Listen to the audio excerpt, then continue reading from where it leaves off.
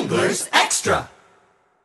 Continuing with the Anglers Extra pregame show, it's time for the Manager's Show. Brandon Liebhaber alongside John Schiffner. Now, John, I know you probably don't want to talk about last night's 3-0 loss to Cotuit, but do you have any idea what happened on that play in the top of the ninth inning where they had the runner going, ground ball in the hole where Chittenden was going to go? It was gross. They ran a hit and run, and they ran it to perfection. The Chit was covering the bag. The ball goes through. We get a throw to the plate. Too late. We decide to throw to second base to get the guy to hit the ball. Nobody's home at second base. The outfielders had both moved into the gap to get the ball that was hit. They weren't home in center field, and all hell broke loose, and all of a sudden we've got a Little League home run there.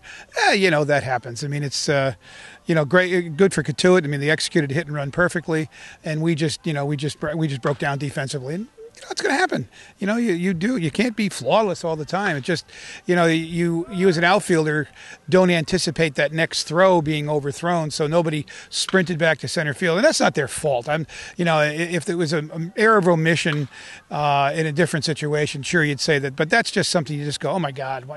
Do you think after you just threw the ball in from left center field, do you think you need to sprint back to center field to protect for an overthrow? I don't think that's the first thing on your mind. So I just think that's one of those just crazy plays that I don't know how many times that's happened. So you move on.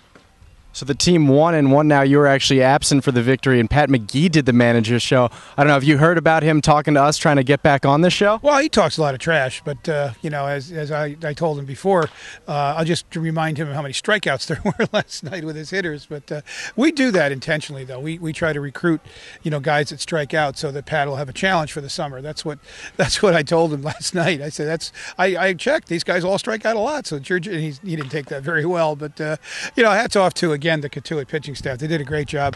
It's not like our guys went up there and said, hey, I want to go strike out.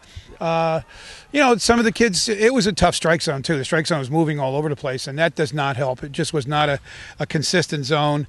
I don't know how many times you wanted to yell out, same spot, blue, and the ball was, for a pitch previous to it was a ball, and then the next pitch is a strike. That's a tough zone to zero in on. So, not taking away from Cotuit's pitchers, they spotted the ball up. We did not swing the bat real well, but it was a tough zone. But it was the same zone they were getting. We were saying that the same thing for them. So, we got to put the bat in the ball a little bit better, and that's, I tell those guys, that's Cape Cod League. Every night you're seeing the other team's kid, he's probably a 1, 2, or a 3 starter, or he's the top kid out of the pen. Every guy in these, you look at our staff, every one of these pitchers was a top pitcher at their school and a top closer, and you've got arms all over the place, and that's who we recruit, why we recruit them.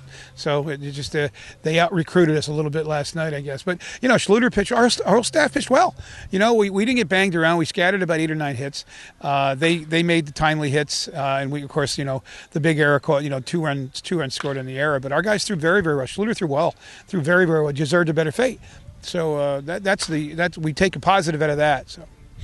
All right, moving ahead to tonight's game against YD. Now, YD on their online roster actually has 42 players. A lot of them aren't here, with the College World Series and playing late. How do you prepare? I know for me as a broadcaster, it's tough to prepare for a roster with so many moving parts. How do you do that? Well, they can't put more than one guy in the batter's box, and only 9 guys are allowed in the field, so we'll be okay. If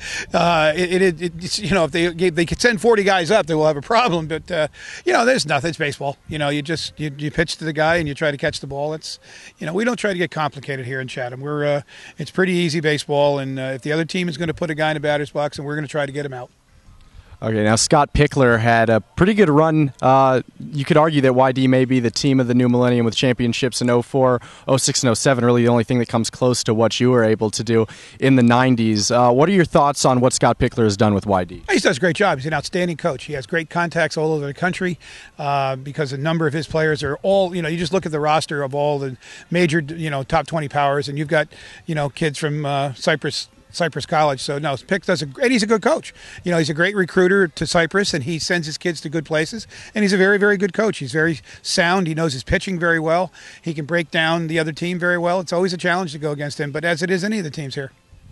And one last question. You only had 2 hits in that exhibition game, and last night, just 4 hits. Offense was hard to come by. Is that something that you're concerned about as we get a little further into the season? Well, it's early. I mean, it's the 3rd game. We played 3 games. You're always concerned that you're not hitting, but nobody's hitting. You look at the scores from last night's games, and there's nobody pounding the baseball at 15, 18 hits. So everybody's going through it. It takes a while for the hitters to adjust to the pitching, as in any baseball situation. Early season, the pitching is ahead of the hitting. So we just have to bear with it, work hard. Pat's working these guys right now in early batting practice, and we've got to just keep with the philosophy of put the ball in play, cut down your strikeouts, and we'll see what happens at the end. Thanks a lot for the time, Coach. Sure. Thank you. Back to Chris Fitzgerald with the rest of the Anglers Extra pregame show.